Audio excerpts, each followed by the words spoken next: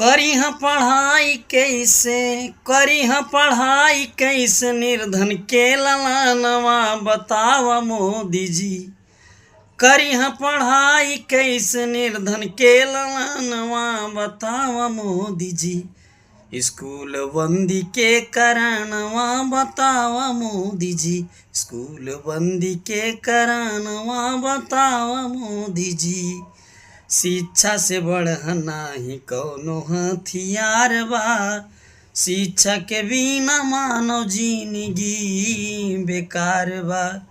शिक्षा से बढ़ना ही कौनो हथियार बा। शिक्षा के बिना मानव जिंदगी बेकार बा। हो गईले चकनाचूर, हो गईले चकनाचूर, देखल कुल सपनवा बतावा मोदी जी। स्कूल बंदी के कारणवा बतावा मोदी जी।